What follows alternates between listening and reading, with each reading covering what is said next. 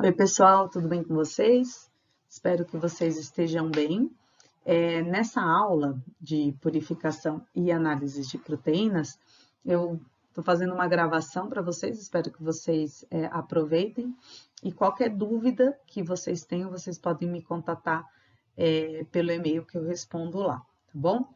Então, o que a gente vai ver aqui nessa aula de purificação? A gente vai ver algumas técnicas de purificação de proteínas de maneira geral que se aplicam às proteínas recombinantes. Então, é uma etapa pós-expressão de proteínas. Vocês tiveram aí nas aulas práticas a expressão dessas proteínas, né, utilizando vetores, no caso, um vetor bacteriano, e as proteínas elas podem ou ser direcionadas para o espaço periplasmático da bactéria ou elas ficam retidas no citoplasma da bactéria. Nesse caso, vocês sonicaram, né, a bactéria, precisaram lisar a célula bacteriana para liberar o conteúdo de proteína, né, que foi expressado. E a partir daí, a partir da liberação desse conteúdo, as proteínas elas vão ser purificadas de acordo com os princípios físico-químicos dessa molécula. Então, o que a gente vai ver nessa aula são métodos de purificação que estão relacionados com esses princípios físico-químicos das proteínas, tá? Então, vamos lá. Quando a gente fala de técnicas de purificação, na verdade, proteínas recombinantes, usam-se processos cromatográficos. Esses processos cromatográficos, né, tem alguns tipos de cromatografia em coluna. O primeiro tipo é a cromatografia que vai separar, né, lembrando que esses processos cromatográficos ele separa as proteínas de acordo com os princípios físico-químicos dela. Esses métodos, um deles é o método de troca iônica, que separa as proteínas usando carga, né, de acordo com base na carga dessa molécula. Também tem a coluna de geofiltração, que separa de acordo com o tamanho molecular dessa proteína, tem algumas esferas porosas, a gente vai falar um pouquinho mais sobre cada uma delas.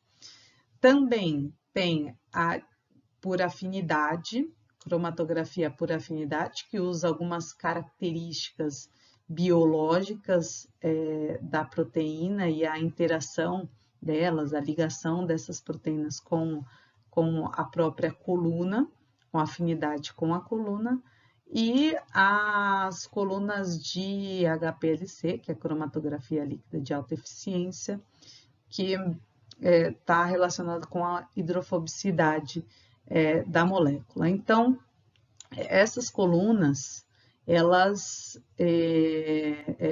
acabam, são técnicas de purificação que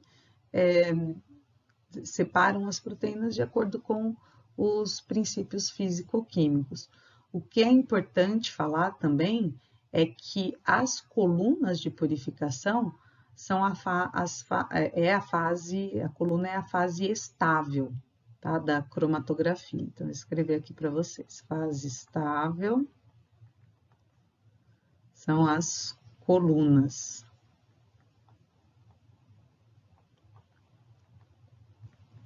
Colunas de purificação.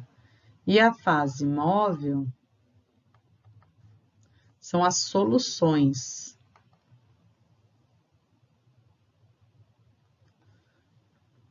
Soluções usadas para realizar a purificação. Tá? Então, aqui eu citei os tipos de cromatografia em coluna e a gente vai falar sobre cada uma delas, né? Eu falando um pouquinho mais detalhado sobre cada uma delas. De qualquer forma, elas usam os princípios físico-químicos das proteínas. O que é uma coluna cromatográfica? Como que ela ela é usada, né? Como que essas colunas elas são usadas. Então, aqui tem uma coluna e aqui tem as frações cromatográficas que vão ser coletadas, né, no final dessa coluna. Então, o que a gente tem? O que a gente tem nesse caso? Aqui tem uma coluna com resina ali, que foi montada, e aqui em cima a gente adiciona a solução proteica. Lá no topo da coluna é adicionada a solução proteica. O que vai acontecer? Essa solução ela vai migrar pela coluna, ela vai acabar migrando pela coluna de purificação.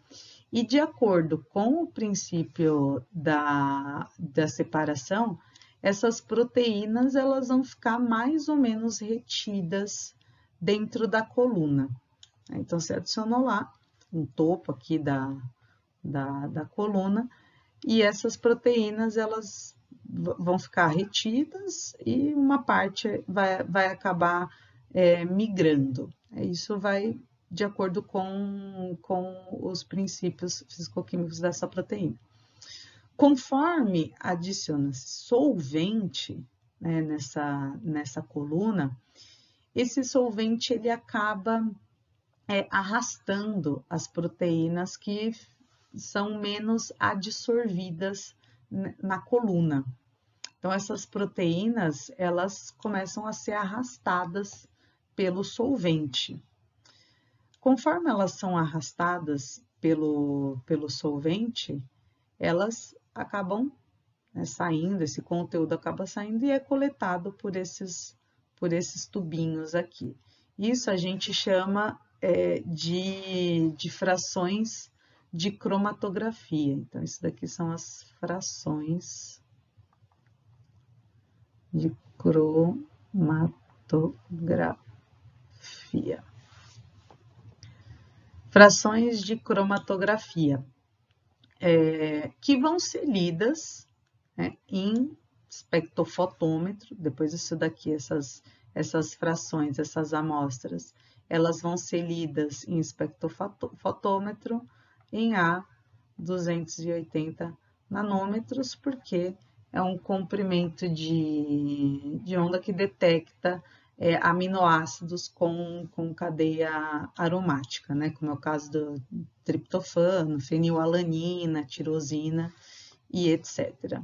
Então, de acordo com o solvente que é adicionado, com a alteração de mudança de pH dentro dessa coluna, isso vai fazer com que as proteínas elas sejam arrastadas, até que seja de fato arrastada ali a sua proteína de interesse, por exemplo, e quando isso for lido em um espectrofotômetro, aqui a gente vê alguns picos, né, que são os picos ali possíveis da sua proteína de interesse. Aí ele consegue apontar a fração em que se tem essa proteína de interesse.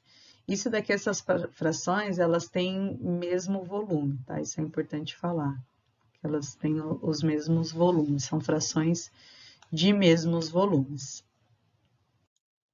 Aqui, por exemplo, essa é uma coluna de afinidade. Então, lembra que eu falei que usa características biológicas, e essas características biológicas, elas vão ter afinidade com alguma coisa que está na coluna. Então, elas vão ter afinidade, vão se ligar a algo que está na coluna. Essa é uma coluna, esse é um exemplo de coluna manual, que o professor Sérgio fez no laboratório dele. E nesse caso, né, esse exemplo aqui, é uma coluna de afinidade que tem tripsina na resina, né? Então, a resina, ela possui tripsina. Então, nesse caso, é uma coluna utilizada para purificar inibidores de tripsina, né? Então, o que acontece? No início da purificação manual aqui, porque essa é a coluna, né? Não sei se vocês conseguem ver, aqui tem um falcon e a coluna é feita aqui. E tem os tubos aqui para coleta das frações cromatográficas. Então, no início da purificação, o que sai não é o inibidor da tripsina. Lembra, tem resina na tripsina, né? Então, o inibidor, ele se ligaria, imagina, você colocou lá a amostra por cima da coluna, e esse inibidor que está na sua amostra, né, que é a proteína, isso aqui é a proteína recombinante, né, isso que você quer purificar, isso que você quer ter ali no seu conteúdo final. Ele teve uma afinidade com a tripsina que estava na resina da coluna. Então, você colocou, ele se ligou à tripsina que está na coluna. Conforme a pessoa ela coloca solvente ou soluções, né? Nesse caso, ocorre uma alteração de pH da coluna. Conforme altera o pH da coluna, esse inibidor de tripsina, ele se desliga da tripsina e é arrastado. Então, para as frações seguintes, ele acaba saindo, né? O que sai primeiro não é o inibidor de tripsina, é um outro conteúdo. Esse inibidor de tripsina vai sair nos frascos seguintes, conforme ocorre a alteração de pH. Ocorreu a alteração de pH, isso faz com que o inibidor de tripsina pare de se associar à tripsina e ele consiga ser arrastado e coletado aqui nessas frações de purificação. Lembrando que tem os mesmos volumes e depois eles serão direcionados lá para o espectrofotômetro para leitura em A280 nanômetros. Então, esse daqui é um exemplo de coluna manual. Mas além da coluna manual, né, de afinidade, né, aqui também, só para mostrar para vocês, também tem mais uma foto. Então, a coluna manual e os tubos para coleta das frações. E depois, esses tubinhos, o conteúdo desses tubinhos, eles vão lá para a leitura em espectrofotômetro, 280 nanômetros, para a identificação de aminoácidos aromáticos que são bem presentes nas proteínas, né? Então, você consegue detectar essas proteínas. Tem mostrei para vocês agora a coluna manual para afinidade, mas tem uns cromatógrafos que são mais sofisticados. Então, esse daqui é um deles, e essa coluna aqui maior é uma coluna de geofiltração. Essa coluna menor aqui, menor não, né? Ela é mais longa, mas ela é mais fina, é uma coluna de fase reversa de aço. Então, esse daqui, se eu não me engano, é um cromatógrafo que tem na universidade também, que o professor também usa, acaba usando. E nesse caso, ele é bem sofisticado, porque ele, conforme as frações elas são coletadas, elas são lidas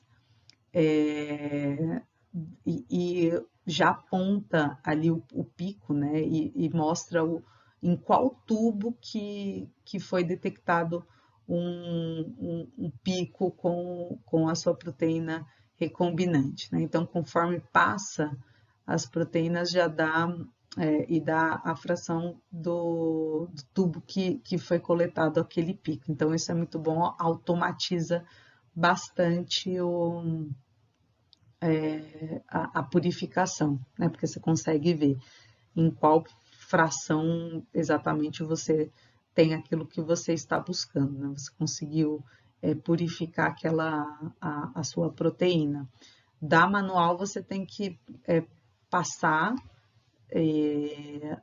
as frações já no espectrofotômetro para conseguir identificar em qual fração está o conteúdo de proteína recombinante. Aqui a fração ela já é dada pelo próprio cromatógrafo, então isso otimiza bastante o trabalho do grupo, né?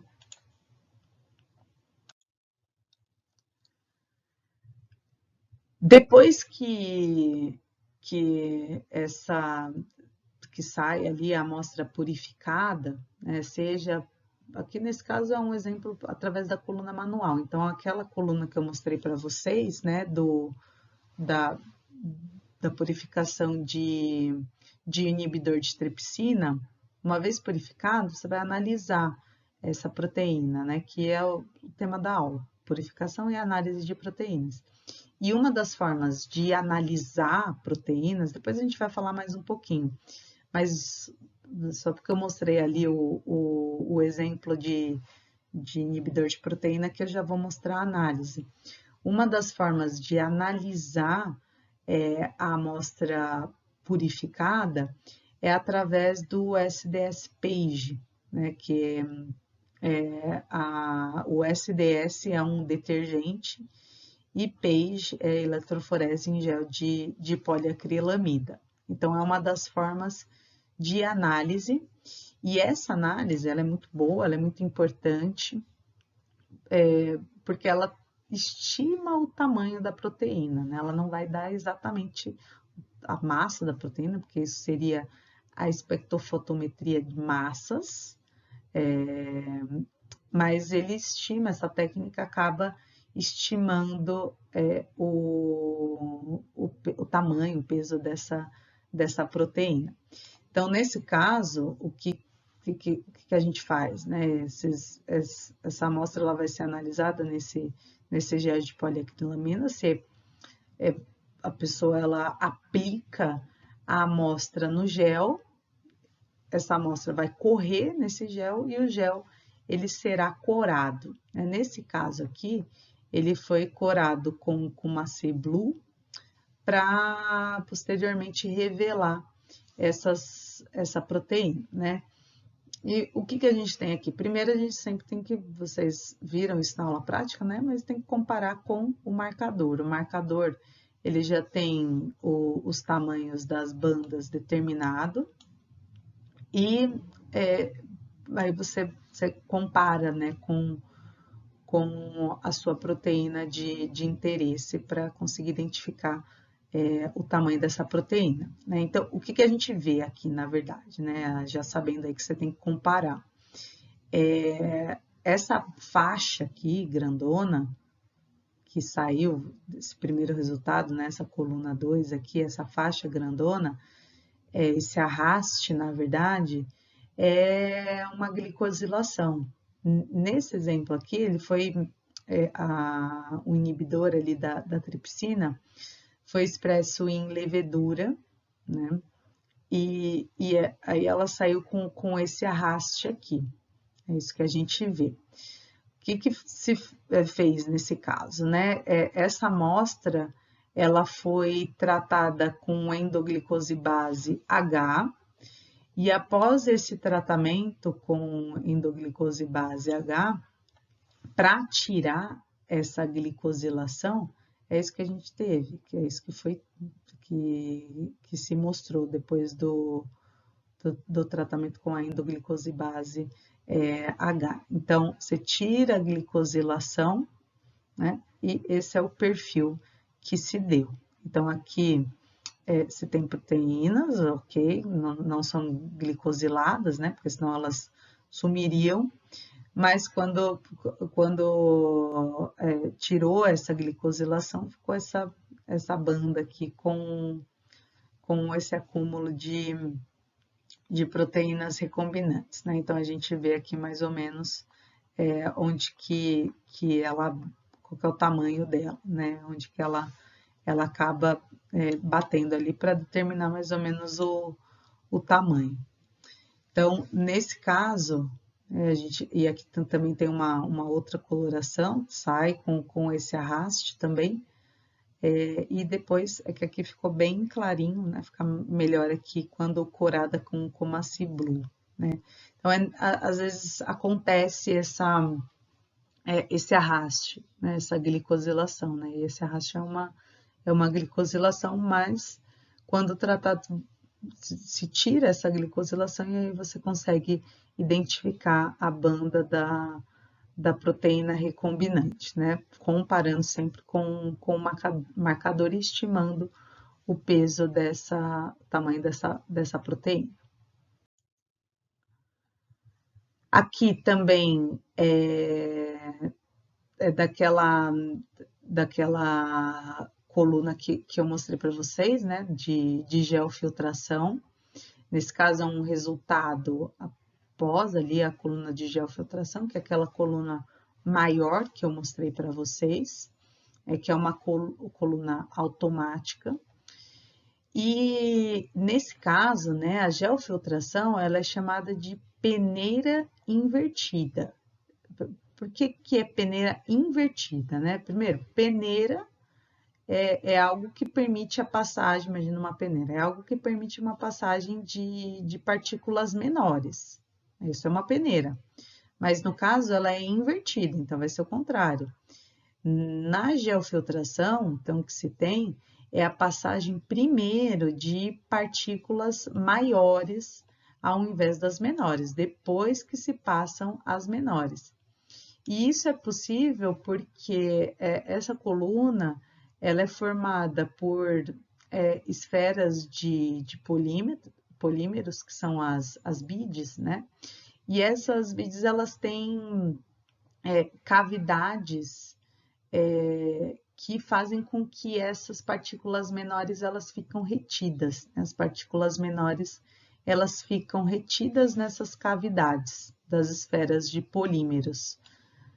Conforme isso acontece, as proteínas maiores elas conseguem passar por esses polímeros e não entram nas cavidades, né? Então elas acabam saindo antes. Então, nesse caso, o que se tem, né? Que os primeiros picos, a primeira banda, que o primeiro pico, que é esse aqui, né? Justamente essa banda aqui, é de proteínas maiores, aqui nesse primeiro pico. Aí tem um arraste aqui na coluna 2 e sai um outro pico aqui, que é um segundo pico, né? Tem um arraste aqui na 2, mas o segundo pico de fato ocorre aqui na 3, que daí são as proteínas menores, que é isso que a gente tem. Então, na geofiltração, se tem primeiro a saída de proteínas maiores, que é isso que a gente vê aqui no SDS-PAGE. Então, primeiro se fez a purificação, né? E agora você está analisando o resultado. Esse gel, ele analisa o que foi obtido da cromatografia de geofiltração, que separa por tamanho. Tá? Então, isso daqui é o resultado da análise. Da análise. Após geofiltração. Após a purificação. Aqui você tá vendo se tem realmente o seu conteúdo de interesse. Aqui, então, sai proteínas maiores e depois saem as proteínas menores. Então, diferente do que foi visto, né, nesse slide que acabou de passar, que eu mostrei ali, o arraste com a glicosilação, né, da coluna manual, a coluna de geofiltração, ela consegue separar as amostras de tamanho diferentes. Então, ela tem uma especificidade um pouco maior. Conseguiu separar de tamanhos diferentes. Aqui tem um arraste também da glicosilação. E a proteína de tamanho menor, que a gente viu, né, na outra manual, só que a gente só viu depois de fazer o tratamento com a endoglicose base H. Aqui, como separa por tamanhos maiores, separa essa proteína glicosilada e separa a proteína menor, que é, de fato, o inibidor, né, da tripsina. Inibidor de tripsina. Então, nessa daqui, né, acho que eu não consigo voltar, mas no slide anterior, lembra que eu mostrei que tinha um arraste e a gente não conseguia ver a banda, né, com a proteína recombinante, a banda da proteína recombinante. Então, precisou tratar com endoglicose base H, e aí, sim, foi possível verificar aquela banda e comparar com o marcador. Aqui não, aqui ela consegue separar, né? Saem proteínas maiores, que é justamente a glicosilada ali, mas sai a proteína menor ali na altura em que a gente viu a outra, tá? Então, aqui é a coluna automática de peneira invertida. Existe também, bem comum, a purificação com coluna de níquel, que é a RISTRAP, né? E essa coluna de níquel, ela tem, na resina dela, tem o níquel associado, né? Pode ser acoplado essa purificação de afinidade, tá? Aqui também é um exemplo de coluna de afinidade. Pode ser acoplado a um sistema de cromatografia. E essa coluna aqui com o níquel, qual que é a grande vantagem, né? Proteínas que têm cauda de histidina, né? Proteínas recombinantes que têm cauda de histidina, elas têm afinidade com o níquel, então elas se associam com o níquel, né? Então, isso é bastante usado em proteínas que se tem essa cauda de histidina. A gente vai falar um pouquinho mais sobre isso nos próximos slides, mas é uma coluna de afinidade também.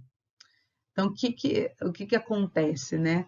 O níquel, ele forma uma coordenação, uma associação com as cadeias laterais de histidina. Então, uma proteína recombinante, que se tem cauda de histidina, ela normalmente é purificada com a coluna de níquel. Nesse caso, não tem o arraste da proteína, da coluna, com alteração de pH, como a gente viu ali na tripsina, né? Teve uma alteração de pH e isso permitiu que o inibidor de tripsina se dissociasse da tripsina. Nesse caso aqui, o que é usado, não tem alteração de pH para liberar ali as cadeias laterais, né? Essas proteínas.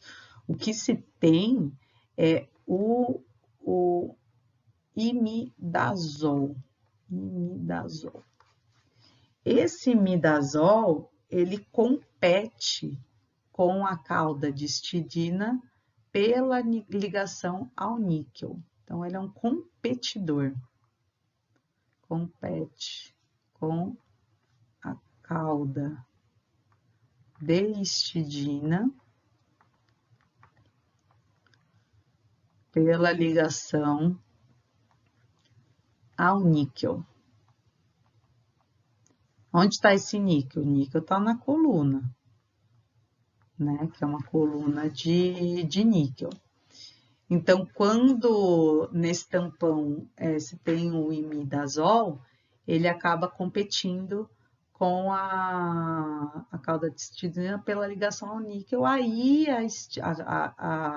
essa cauda de histidina ela se dissocia do níquel e essas proteínas elas vão ser arrastadas. Tá? Então, depois que tem a competição aqui, o imidazol toma o lugar das proteínas com essa cauda de histidina ligada ao níquel, aí imidazol níquel, liberou proteínas com essa cauda de histidina e aí sim as proteínas elas vão ser arrastadas e coletadas lá nas frações cromatográficas. Então, nesse caso, né, o que a gente tem aqui não tem arraste de proteína, como eu falei, pela alteração de pH, como é o caso da tripsina que a gente viu. O imidazol, ele compete com a cauda de histidina pela ligação ao níquel e se liga ao níquel. Assim, as proteínas com cauda de histidina, elas serão arrastadas. Então, você tem aqui essa proteína com as caudas de histidina associadas ao níquel, né? O níquel é também ligados às bits aqui da coluna, associou. O que vai acontecer? Vem o imidazol e compete por esse sítio de ligação. Aí essa proteína ela se dissocia e vai ser arrastada ali pela coluna e sai nas frações cromatográficas, né? Então, esse é um método de purificação bem comum para essas proteínas com cauda de histidina. Então, o imidazol presente no tampão compete com a cauda de histidina pela ligação ao níquel e essas proteínas elas se dissociam da coluna e são arrastadas, né? Então, você tem aqui níquel, as proteínas alvo e vem o imidazol. O imidazol ele vai fazer o quê? Ele vai competir, se liga ao níquel e essas proteínas elas serão arrastadas. Então, colocado ali tampão com imidazol, competiu, proteínas com cauda de histidina se dissociaram e aí elas vão ser arrastadas com a solução, tá? Então, essa é uma técnica bem importante aí de vocês saberem, de vocês entenderem, estudarem. Existem diversos manuais, né, de purificação usando coluna de níquel, que vão ter ali informações para melhorar a performance e as características de tampão, né, para melhorar essa técnica de purificação de proteínas. Tem diversos, esse daqui é um deles que são bem usados na purificação dessas proteínas. Normalmente, eles lá no material e método deles, eles recomendam a eluição aqui do tampão 500 milimolar de imidazol. Normalmente, na verdade, são feitas ali duas concentrações, o de 500 milimolar e o de 250 milimolar de imidazol. Dessa forma, garante-se que isso vai conseguir, de fato, arrastar todas as proteínas recombinantes. Tá? Apesar dele falar aqui só 500 milimolar, são feitas duas concentrações para garantir todo o arraste das proteínas recombinantes. Aqui uma análise posterior, né, depois da purificação. Então, essa bandinha aqui é análise por SDS-PAGE, também gel de SDS-PAGE. E aqui, nesse caso, foi purificada uma proteína com cauda de histidina, e você vê que ela saiu bem bonitinha, né? Ou seja, ela deu certo ali o arraste dessas proteínas. Você purificou, você precisa analisar para ver se de fato saiu, se é essa sua proteína que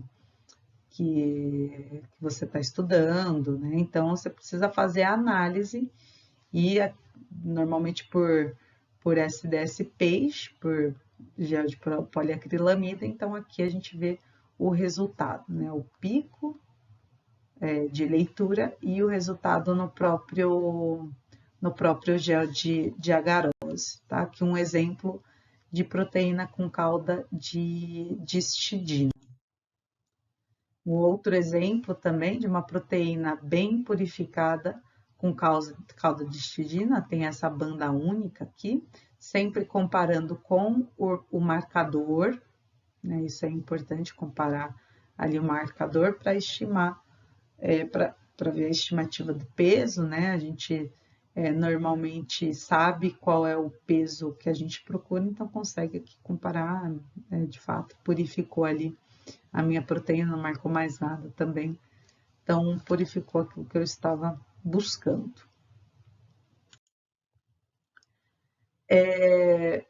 Também tem a cromatografia de fase reversa, né? Eu falei para vocês que é uma cromatografia de troca iônica, na verdade é uma coluna hidrofóbica, que vai separar as proteínas pela hidrofobicidade. Então, de que forma, né? As proteínas que são mais hidrofóbicas, elas ficam mais tempo na coluna. E isso é possível porque a resina dessas colunas, lá que eu até mostrei a foto para vocês no comecinho, quando eu mostrei o cromatograma mais sofisticado, tinha uma de geofiltração, que é uma mais grossa, e uma mais fina, longa, que é essa de fase reversa, né? Uma revestida por ácido. A resina dessas colunas, elas têm grandes cadeias carbônicas lineares, né? Que tem alta hidrofobicidade. Então, essas proteínas hidrofóbicas, elas acabam ficando mais tempo na coluna. Nesse caso, são usados normalmente solventes orgânicos, como é o caso da acetonitrila. É uma cromatografia de alta pressão e é uma coluna usada na espectrometria de massas, né? E essa é uma técnica bem importante porque ela determina a massa molecular, né, da proteína. Então, o STSPG ele dá uma estimativa, a gente consegue ter uma estimativa. Agora, exatamente o peso molecular, tamanho da proteína exato, né? A gente não tem. Para a gente ter o peso certinho, a massa molecular, é pelo espectrofotômetro de massas, tá? Então, e nessa espectrometria de massas se usa a cromatografia de fase reversa. Também são as etapas finais da purificação, né, de proteínas para determinar a massa ou para realizar a degradação de Edman, que a gente vai ver já já, que é essa degradação de Edman, enfim, que ela faz, né? Como que ela é realizada. Outras técnicas usadas nesse processo de purificação é a diálise. E a diálise, ela é usada para trocar o tampão da amostra, né? Seja uma amostra que está com muito sal, então às vezes é necessário retirar, foi usado um tampão ali com mais sais, uma solução fosfato salina, você precisa retirar esses sais, ou para retirar a ureia, porque é comum algumas, aí abrindo um parênteses, né? Mas é comum algumas proteínas elas agregarem. Isso pode acontecer por conta das características, é um erro, na verdade, que acontece por conta das características físico-químicas das proteínas, só que esses agregados, eles não são bons, né? Porque a proteína, ela não fica solúvel, elas não desagregam, nesse caso a gente chama de corpos de inclusão. Mas é possível recuperar essas proteínas, e é possível recuperar essas proteínas desnaturando essa proteína, né? Então, para fazer isso é usado ureia, e a ureia ela modifica a estrutura da proteína, ela acaba desnaturando a proteína, modificando a estrutura para tirar esses agregados, né, para desfazer esses agregados. Só que essas proteínas que com a ureia se desestruturaram, elas têm que se renaturar, né? E aí, para renaturar essas proteínas, tem que ser retirado a ureia, né? Porque a ureia, ela estava lá o agregado, a ureia, ela desagregou, desnaturou, só que ainda tem, agora tem ureia, então o que fazer? Tem que tirar essa ureia.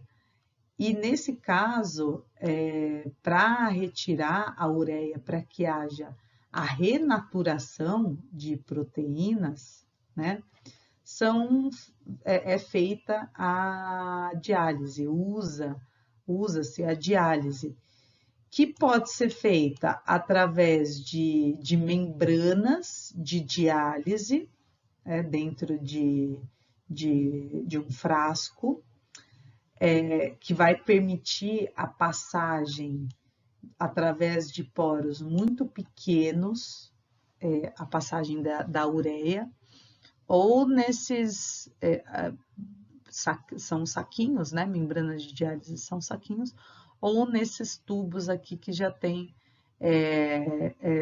essa membrana de diálise aqui pronta, né? Então, essas membranas, elas permitem a passagem da ureia, né? Tem poros ali muito pequenos e permitem a passagem da ureia. Conforme vai saindo a ureia desse conteúdo, a proteína, por princípios termodinâmicos, ela vai se remodelando, se desdobrando e aí atinge adquire a sua estrutura nativa. Então, assim, diálise é uma técnica que se altera o tampão da amostra, seja ali porque está com muito sal, então precisa retirar o sal, seja para retirar a ureia, que foi colocada ali para desagregar proteínas que estavam agregadas, só que essas proteínas elas precisam renaturar. Então, usa-se a diálise para retirar a ureia, aí essas proteínas elas renaturam, tá bom? Beleza, pessoal? Até aqui. Qualquer coisa aí, pausa o vídeo, volta um pouquinho, tá? Essas são as técnicas, os tipos de colunas, né? As técnicas de purificação de proteínas. Uma vez purificadas, você precisa analisar. Então, você purificou, agora você vai analisar. A gente já falou uma delas, que é a eletroforese em gel, né? E a absorvância, a gente fala tanto da leitura em A280 nanômetros para detecção ali de aminoácidos aromáticos, né? Proteínas que têm esses grupos aromáticos. Tem outras também, o ensaio de Bradford, que a gente vai falar, método de Edman, em que determina a sequência do N-terminal, começando ali pelo primeiro aminoácido, e a digestão de proteínas com proteases, né? E nesse caso vai ser possível determinar a massa molecular ali, a sequência de peptídeos. Então, vamos até falar mais um pouquinho da eletroforese em gel também, tá? Mas começando pelo ensaio de Bradford. E o ensaio de Bradford, ele é utilizado para quantificar proteínas. Ele cora as proteínas, a gente vai ver no próximo slide que ele cora. Conforme mais proteína tem naquela amostra, elas ficam em azul, elas são coradas, e a gente consegue verificar isso. O ensaio de Bradford, né, a gente precisa sempre fazer uma curva padrão, né, em que se tem uma proteína de concentração inicial conhecida, geralmente se usa a albumina. Se usa albumina em concentração conhecida, começa com 1 mg por ml, tem as diluições seriadas, 0,2 mg por ml, 0,5 mg por ml, 0,8 mg por ml e 1 mg por ml, né? São as diluições seriadas. Essa vai ser a sua curva padrão. Então, você vai quantificar as suas proteínas, mas elas elas vão tá dentro de uma curva padrão, né? Esses valores. É preciso fazer essa curva padrão para tornar mais confiável o seu resultado também, né? Isso é importante até para deixar o resultado mais confiável. Aqui um ensaio para vocês verem. Então, essas amostras azuis, na verdade, é a proteína com Bradford. O Bradford, ele tem essa cor aqui, ele é mais amarronzado, né? Então, conforme a gente coloca o Bradford em uma amostra, tem bastante proteína, ele reage e fica com essa coloração azul. Então, se você coloca na plaquinha, fica azul, você fica super feliz, né? Porque tem proteína ali. Então, você purificou e você agora vai analisar. Bom, você já colocou o Bradford e viu que tem proteína, ótimo. Agora tem que fazer depois a corrida no gel de poliacrilamida para você conseguir ver, estimar ali o tamanho da proteína, ver se bateu de fato. Então, as proteínas mais concentradas, elas estão em azul aqui a gente vê também, e as menos concentradas, elas ficam amareladas, amarronzadas. Normalmente se faz triplicata, né, com ensaios de Bradford. Então, você triplica ali na plaquinha a sua amostra para dar a concentração. E essa concentração, ela vai estar dentro da sua curva padrão, né? Depois da leitura, vai dar uma concentração, que pode ser muito alta ou muito baixa, né? As azuis ali costumam ser bem altas, né? E tendo a sua curva padrão também quantificada, você torna esse resultado mais confiável. Você fez ali uma diluição de 0,2 miligrama por ml de albumina. Aí você foi ler, deu uma leitura muito fora. Então, não está confiável, né? É importante sempre fazer a curva padrão, né? E a curva padrão, conforme lida ali em 595 nanômetros, o espectrofotômetro a 595 nanômetros, você dá o valor do Y, que é o valor da absorbância, e o valor do X, que é a concentração BSA, no caso de albumina, né? Então, você acaba colocando aqui os valores, substituindo x e y, dá um valor de r quadrado. Quanto mais próximo de 1 esse r quadrado, mais confiável está a sua curva padrão, né? E a leitura das amostras. Então, a gente costuma dar esse valor de r quadrado ali 0,999, é uma curva muito boa, que a gente consegue confiar mais na leitura das amostras.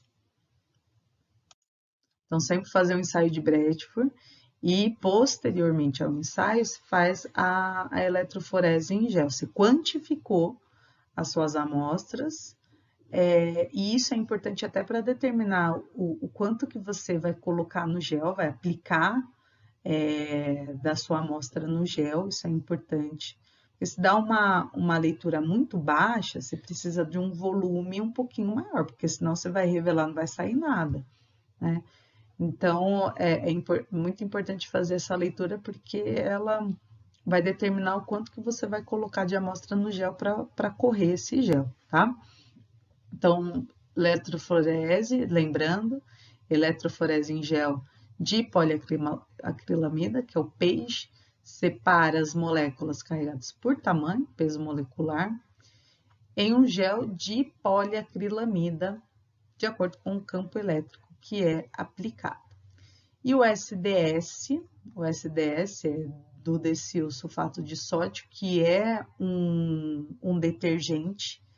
Esse detergente carregado, ele recobre proteínas com carga negativas, né? Então, as proteínas elas vão migrar dentro de um gel. E esse SDS que é usado, ele recobre proteínas com cargas negativas. Então, só fica ali o tamanho, né, da proteína. A proteína ela vai fazer o quê? Ela vai ser aplicada no polo negativo e ela vai migrar para o polo positivo, né? Então, você recobre essas proteínas, que todas as proteínas estão recobertas com essas cargas negativas, que é o tamanho da proteína, e essa proteína ela migra do polo negativo para o polo positivo. Tá? É isso que a gente vê na corrida do gel. Então, aqui, o topo do gel, ele é negativo, a gente está vendo aqui, ele é negativo. A gente faz o gel de poliacrilamida, tem as porcentagens do gel. Ele é construído entre duas lâminas de vidro, e para fazer esses pocinhos aqui, vocês viram isso nas aulas práticas, né? É usado um pentinho, né? O pentinho para ali fazer esses dentes. E até o tamanho do pente, né? Dos pocinhos, também é importante você saber o quanto vai aplicar de amostra, vai depender também da quantidade de amostras que você tem, enfim. Mas são pentes que são usados. Essas proteínas, elas são aplicadas aqui nesse polo negativo e elas migram para o polo positivo, né, ao longo do gel. As proteínas de maior massa molecular, elas vão migrar menos, elas ficam mais retidas aqui na parte superior do gel. As proteínas de menor peso molecular, elas conseguem correr mais, elas migram mais. Depois que esse gel ele corre, né, vocês bem sabem que o gel ele será corado com Cumaci Blue ou nitrato de prata. Aqui, mesma coisa que eu falei para vocês, aqui com um pouquinho mais de detalhes. Topo do gel negativo, vai haver a migração do polo negativo para o polo positivo, e essas proteínas de maior peso molecular, elas ficam retidas aqui na parte superior do gel, enquanto as de menor peso molecular, elas conseguem correr mais. Depois, para determinar essas bandas e comparar, você também coloca o marcador para correr, né? O marcador, ele corre junto. Depois, essas bandas, elas vão ser comparadas com o marcador, e baseado no peso ali molecular, você consegue identificar a sua proteína, né? Que foi purificada, que foi expressada, depois purificada, e agora está sendo analisada para ver se deu certo, saiu ali do jeito que você queria, né? Ela de fato foi purificada, foi extraída ali do vetor e purificada.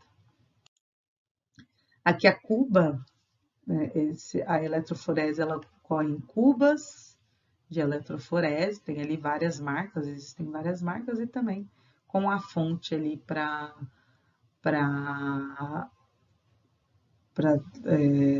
você ligar plugar a sua cuba de eletroforese. Esse é um resultado que se tem. Nesse caso, a pessoa aplicou o marcador duas vezes. Então, aqui na coluna 1 e na coluna 6 é o marcador, tá? Mas sempre comparar os resultados com o marcador, que daí você consegue estimar o peso dessa proteína, identificar, né? Revelar ali a proteína, eu sei que a minha proteína tem um peso de tantos quilodaltons, então eu consigo, deu ali, marcou, revelou essa proteína, bom, essa proteína mesmo. Só deu uma banda ali, é ótimo quando não dá nenhum arraste, né? Da banda certinha, porque fica mais fácil de identificar também, né? Então, isso é muito bom.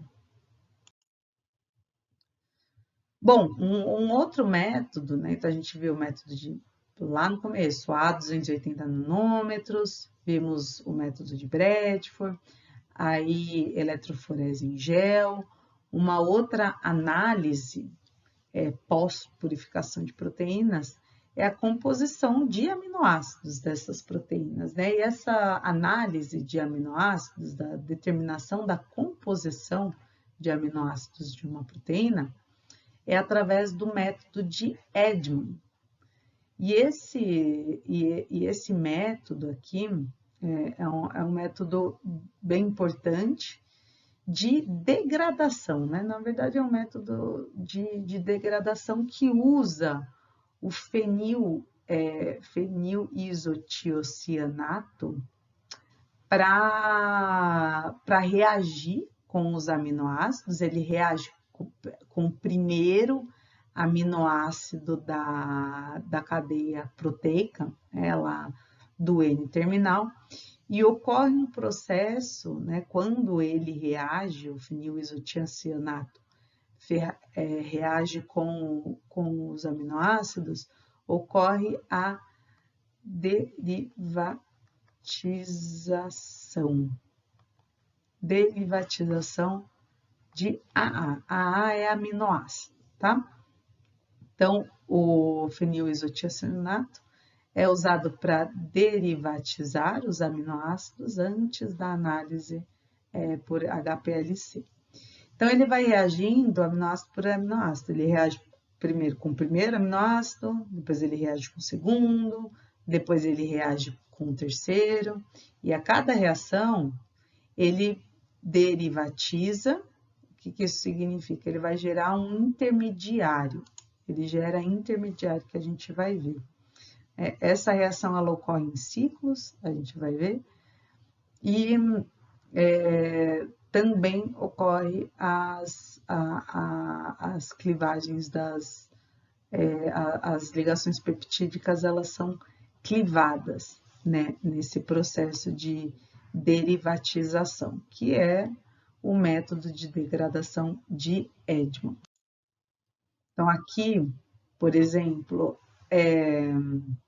um aminoácido, e esse aminoácido ele vai ser derivatizado pela fenilisotiocianato, ocorreu a derivatização do primeiro aminoácido, gerou aqui um intermediário ligado ao PITC, né? Então, esse daqui é um intermediário, ocorreu a derivatização. Foi com o primeiro aminoácido, isso daqui vai acontecer com o segundo aminoácido, terceiro aminoácido e assim sucessivamente.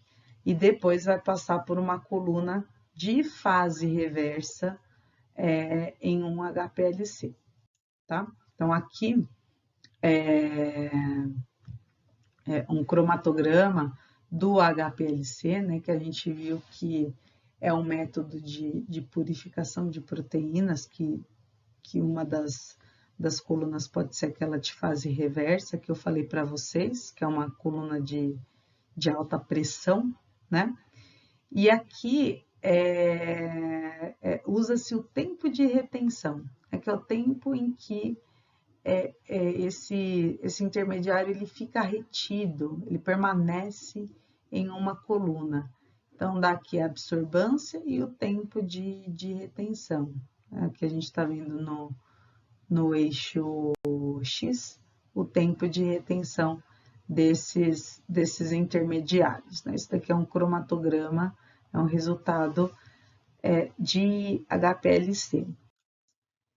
Esse método de degradação de Edman, ele ocorre por ciclos. Tá? Então, como eu falei, ele vai determinar o resíduo de cada vez, de cada aminoácido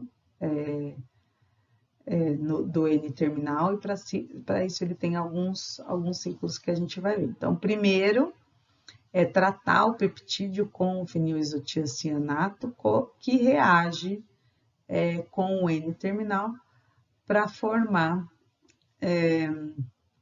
um intermediário. Também tem o tratamento com o ácido trifluoroacético, que vai clivar essa ligação peptídica do N-terminal, quebra aquele aminoácido que foi derivatizado, liberando, e separa o N-terminal derivatizado do peptídeo que a gente vai ver. Depois converte o derivado em PTH aminoácido. A gente vai falar um pouquinho passo a passo disso. Então, vamos lá, que fica mais fácil para eu mostrar para vocês. Olha só. Então, primeiro aminoácido do N-terminal, ocorre com o primeiro, depois ocorre com o segundo, é um aminoácido de cada vez. Ele vai ser derivatizado. Então, fenilisotiocionato reage com o aminoácido do N-terminal e ocorre a formação aqui de um intermediário, né, de uma molécula do aminoácido unido ao fenilisotiocionato. O que vai acontecer nesse caso? Essa molécula aqui, ela é tratada com o ácido triofluoroacético e esse ácido vai fazer com que ocorra quebra. A gente viu ali a clivagem, né, das ligações. E com isso, com essa quebra, vai haver a liberação dos intermediários, que é o que a gente vê aqui, né? Ocorreu a liberação de intermediários e esse aminoácido derivatizado, aqui a liberação, né? Liberou, pronto. E esse aminoácido derivatizado, ele entra na coluna de fase reversa e ele vai ser identificado, tá? Então, ocorreu a identificação do primeiro aminoácido, depois isso vai acontecer novamente com o segundo aminoácido, para que esse aminoácido derivatizado, ele seja identificado também. Então, o primeiro é tratado com o fenilisotiocionato e depois é tratado com o ácido triofluoroacético. Um vai derivatizar e o outro vai quebrar essas ligações para liberar esses intermediários e o aminoácido derivatizado ele ser identificado lá na coluna de fase reversa, ok? Então, esse daqui é o processo de Edman, degradação de Edman também, bem importante aí para o estudo de vocês. Agora, qual que é a importância, né, ocorreu a identificação do primeiro aminoácido do N-terminal, vai ocorrer a identificação do segundo aminoácido do N-terminal, terceiro, beleza. Qual que é a importância da identificação da sequência do N-terminal? Tem algumas vantagens. Por exemplo, comparar a sequência do N-terminal da proteína recombinante purificada com a proteína que você já sabe a sequência. Então, eu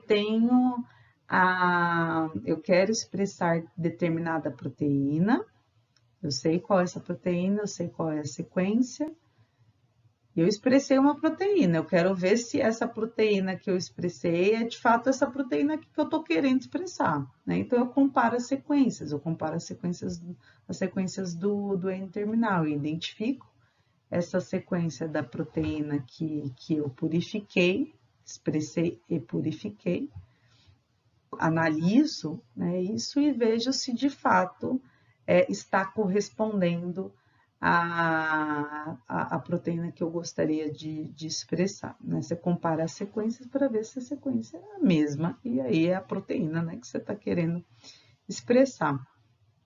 Uma outra importância, né, uma outra vantagem é usar o N-terminal com outras proteínas em bancos de dados. Né? Então, as sequências ali, BLAST, usa-se o BLAST, comparando essas sequências para encontrar proteínas similares e assim você construir árvores filogenéticas, né, para determinar as famílias dessas proteínas, enfim, a evolução das proteínas. Né? Então, duas grandes importâncias, construção de árvores filogenéticas e determinação determinar mesmo se a sua proteína, ela está com a sequência da proteína que tem que ser, né? Para ter a função que você quer que ela tenha, tá?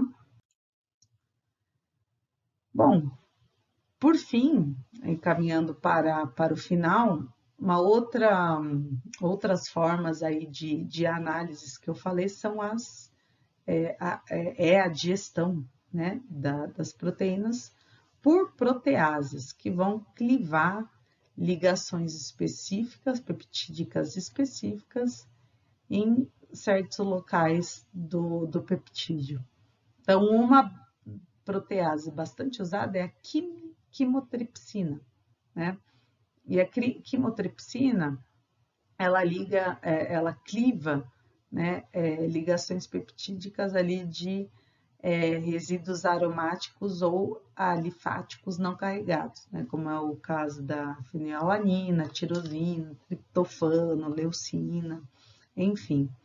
A própria tripsina, né, cliva ligações peptídicas ali na arginina e na lisina, e também tem a protease de Staphylococcus aureus V8, que cliva ligações peptídicas entre aminoácidos carregados negativamente.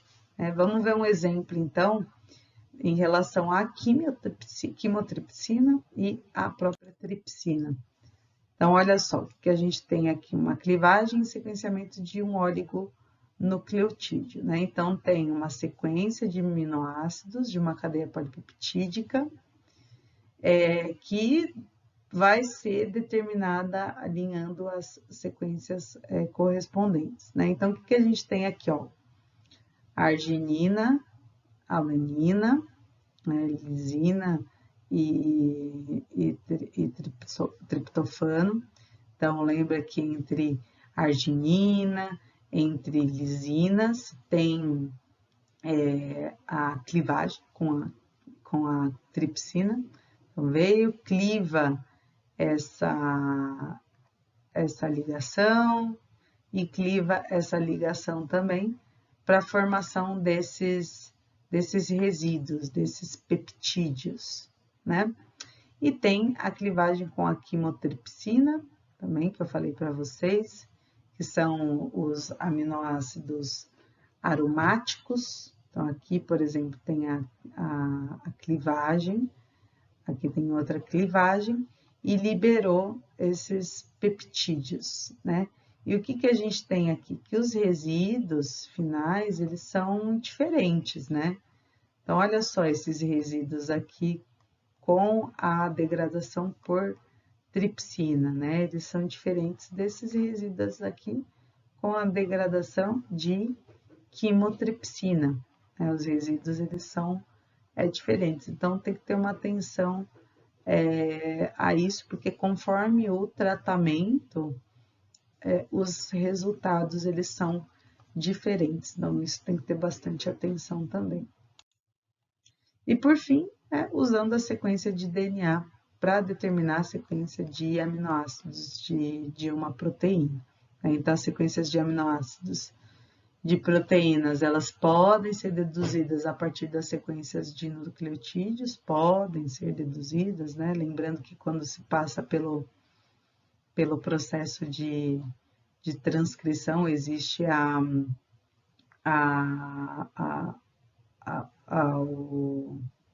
o remodelamento lá do RNA mensageiro, né? Então tem que tomar cuidado com isso, né? Então, uma sequência de 3 nucleotídeos